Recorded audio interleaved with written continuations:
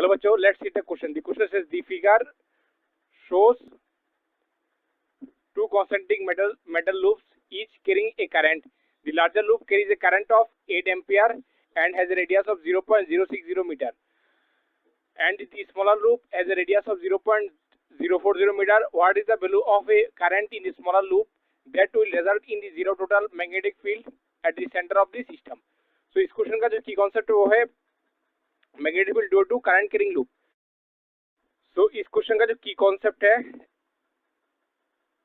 की कॉन्सेप्ट है वो है मैग्नेटिक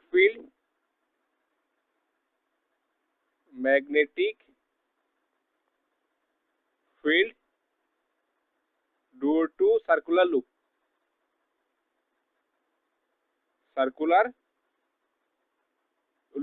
लेट्स से यहाँ पर एक सर्कुलर लूप है. This is circular loop. Let's say this is circular loop. Radius कितना? लेट्स से इसके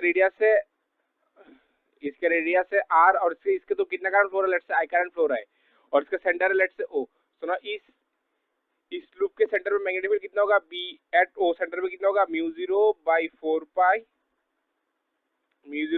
पाई I by R into 2 pi. और इसका डायरेक्शन कैसा होगा? इसका डायरेक्शन होगा out of the plane of paper, मतलब डॉट. इसका डायरेक्शन होगा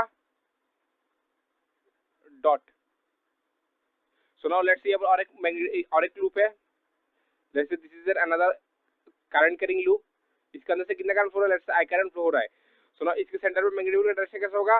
वो होगा क्रॉस, मतलब into the plane of paper. So now to the question. तो हम लोग इस डायग्राम से देख सकते हैं कि जो दोनों लूप है उसमें करंट का जो डायरेक्शन है वो अपोजिट डायरेक्शन में.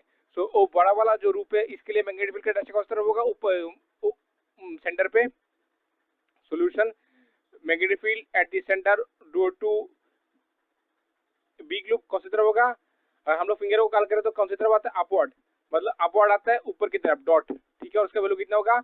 Mu 0/4 pi I by I1/R1 into 2 pi, और उसका डायरेक्शन होगा डॉट ऊपर की तरफ. R B at the centre due to small loop क्या होगा? Mu 0/4 pi I2/R2 into 2 pi, और उसका डायरेक्शन उस तरफ होगा. वो डायरेक्शन होगा क्रॉस, मतलब into the plane of paper, मतलब क्या होगा? क्रॉस. हम लोग को पता है ये दोनों मैग्नेटिक फील्ड जो है सेंटर पे ऑपोजिट डायरेक्शन में, और उनका दोनों का क्या मैग्नीट्यूड भी सेम है, इसलिए सेंटर पे कितना रहा है? Net magnetic field 0. सो हम लोग लिख सकते हैं magnetic field at O due to big loop is equal to magnetic field at O due to small loop. तो क्या हो सकता है यहाँ पर? Mu 0/4 pi I1/R1 into 2 pi is equal to mu 0/4 pi I2/R2 into 2 pi. सेवर mu 0/4 pi cancel, 2 pi cancel. So क्या बचा? I1/R1 is equal to I2/R2.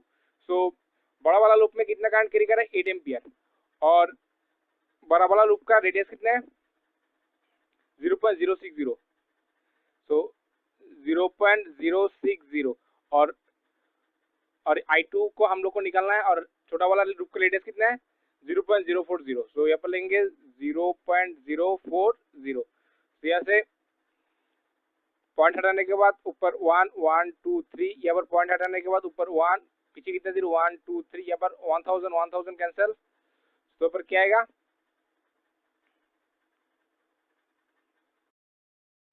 सो आएगा 8/60 इज इक्वल टू I2/40. तो यहाँ से 0 0 कैंसिल. तो क्या बचेगा? 2 2 4, 3 2 6. तो क्या आएगा? 8 2 16/3. I2 इज इक्वल टू कितना है? 16/3. तो उसको कैलकुलेट करने के बाद आएगा I2 is equal to 5.3 ampere. So now come to the option. So option A is correct. So I hope you understood it well. Best of luck.